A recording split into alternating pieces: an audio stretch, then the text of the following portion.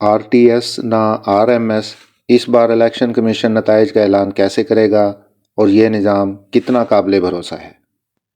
عام انتخابات کے نتائج مرتب کرنے کے لیے الیکشن کمیشن نے ایک نجی ادارے سے سافٹ ویئر تیار کروایا ہے جسے اس بار الیکشن مینجمنٹ سسٹم EMS کا نام دیا گیا ہے۔ الیکشن کمیشن کے حکام کا اصرار ہے کہ یہ نظام گزشتہ رزلٹ ٹرانسمیشن سسٹم RTS سے یکسر مختلف ہے، البتہ اسے الیکشن کمیشن کے اپنے رزلٹ مینجمنٹ سسٹم RMS کی نئی شکل ضرور کہا جا سکتا ہے۔ ایسے میں الیکشن کمیشن RTS اور RMS کو چھوڑ کر ایک نئے تیسرے تجربے کی طرف کیوں گیا ہے، اور کیا اس سے 90,670 پولنگ اسٹیشنز کے کروڑوں ووٹوں کا درست شمار ممکن ہو سکے گا؟ واضح رہے کہ ہر ووٹر کے پاس 2 پرچیاں ہوں گی۔ یوں اس بار کل 24 کروڑ سے زائد ووٹ کی پرچیاں چھاپی گئی۔ انتخابی نتائج مرتب کرنے کا نیا نظام کیا ہے؟ الیکشن کمیشن نے نومبر 2022 سے نتائج مرتب کرنے سے متعلق نئے نظام EMS پر کام شروع کیا تھا۔ اس مقصد کے لیے ایک بڈنگ کے ذریعے ایک نجی کمپنی اسپائر کو چنا گیا، جس نے نتائج مرتب کرنے کے لیے ایک میکانزم اور سافٹ ویئر تیار کر کے الیکشن کمیشن کے حوالے کیا۔ الیکشن کمیشن نے اس سافٹ ویئر پر الیکشن سے محض چند دن قبل 27 جنوری کو ایک تجربہ کیا اور اس عمل میں 859 ریٹرننگ افسران بھی شریک ہوئے۔ یوں یہ ریٹرننگ افسران کے لیے تربیتی ورکشاپ بھی ثابت ہوئی کہ انہوں نے 8 فروری کے انتخابات کے نتائج کیسے مرتب کرنے ہیں۔ الیکشن کمیشن نے خود اپنی پریس ریلیز میں تسلیم کیا ہے کہ اس تجربے کے دوران کچھ جگہوں پر انٹرنیٹ کنیکشن کے مسائل کی وجہ سے نتائج بھیجنے میں ناکامی بھی ہوئی۔ حکام کے مطابق اس نئے نظام کے تحت ریٹرننگ افسران کو فائبر آپٹکس اور بصورت دیگر وائی فائی ڈیوائسز مہیا کی جائیں گی۔ ان کے مطابق حکومت کو اس حوالے سے ضروری اقدامات کے لیے بھی لکھا جا چکا ہے، جن میں بجلی اور انٹرنیٹ کی بلا تعطل فراہمی بھی شامل ہے۔ حکام کے مطابق اس بار نئے نظام کے تحت الیکشن نتائج کا سلسلہ نامزدگی فارم سے ہی شروع ہو گیا ہے۔ اب یہ تمام تفصیلات نئے نظام میں درج کی جا رہی ہیں اور آخر میں انتخابی عمل مکمل ہونے کے بعد فارم 45 پر پولنگ اسٹیشن کا نتیجہ مرتب کیا جاتا ہے اور فارم 47 پر پورے حلقے کا نتیجہ لکھا جائے گا۔ ملک بھر سے پریزائڈنگ افسران POs پولنگ اسٹیشن کا نتیجہ ریٹرننگ افسران یعنی ROs کو بھیجیں گے۔ ان کے موبائل پر EMS کی ایپ انسٹال کی جا چکی ہے، جس کے ذریعے وہ فارم 45 کی تصویر ROs کو بھیجیں گے۔ اگر کسی وجہ سے یہ تصویر سینڈ نہ بھی ہو سکے تو پھر جیو ٹیگنگ کر کے اس تصویر کے بنانے اور شیئر کرنے کا وقت معلوم کیا جا سکے گا۔ جیو ٹیگنگ کے لیے POs کے موبائل کا فرانزک کیا جائے گا۔ ہر پولنگ اسٹیشن پر سینئر پولنگ آفیسر اور پریزائڈنگ آفیسر کے پاس یہ موبائل دستیاب ہوں گے، جن میں الیکشن کمیشن کی طرف سے یہ ایپ ڈاؤن لوڈ کی گئی ہے۔ ایک موبائل گم ہونے یا خراب ہونے کی صورت میں دوسرا موبائل استعمال کیا جائے گا۔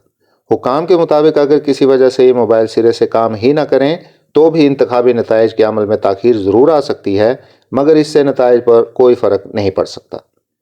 پریزائڈنگ آفیسر کو کہا گیا ہے کہ وہ فارم 45 پر کرنے سے قبل ایک سادہ کاغذ پر نتائج مرتب کریں اور پھر انہیں حتمی فارم 45 پر درج کریں اور اس کی تصویر بنا کر ROs کو یعنی ریٹرننگ آفیسرز کو بھیج دیں۔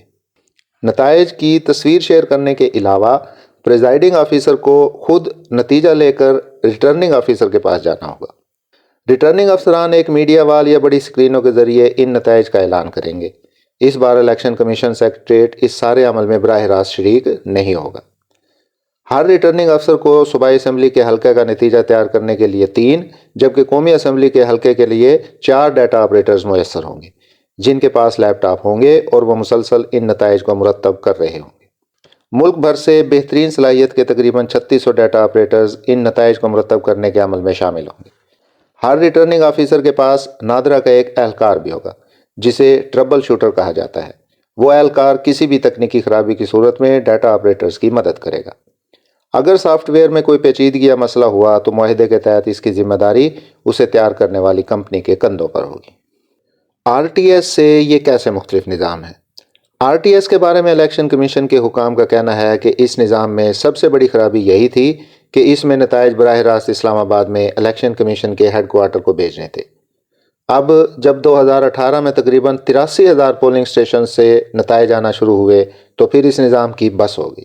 اس کی ایک وجہ یہ بھی تھی کہ یہ نظام مکمل طور پر انٹرنیٹ کی دستیابی کا محتاج تھا۔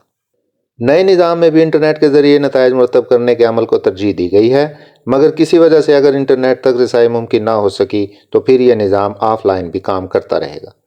الیکشن کمیشن نے پہلے سے اہم ڈیٹا اور فارم لیپ ٹاپ پر ڈاؤن لوڈ کر رکھے ہیں، یوں آف لائن بھی نتائج درج ہوتا رہے گا۔ یہ بالکل اسی طرح ہے جس طرح کسی کیش اینڈ کیری میں کمپیوٹرائزڈ بل بنتا ہے اور صارف اسے لے کر گھر کی طرف روانہ ہو جاتا ہے۔ اگر کسی وجہ سے آف لائن بھی کرنے میں مسئلہ ہو تو بھی ایکسل شیٹ میں پورا ڈیٹا دستیاب ہوگا اور پھر نتائج ایکسل شیٹ پر مرتب کیے جائیں گے۔ حکام کے مطابق ابھی بھی ایکسل شیٹ پر امیدواروں اور سیاسی جماعتوں سے متعلق تمام تفصیلات درج ہیں۔ اس وقت الیکشن کمیشن میں ایک پروجیکٹ مینجمنٹ یونٹ بھی کام کر رہا ہے۔ یہ یونٹ 2-2.5 برس قبل قائم کیا گیا تھا، جس کا مقصد الیکشن کمیشن کو نئے اور جدید خطوط پر استوار کرنا ہے۔ اس مقصد کے لیے اس یونٹ میں آئی ٹی کے شعبے کے ماہرین کی خدمات حاصل کی گئی ہیں۔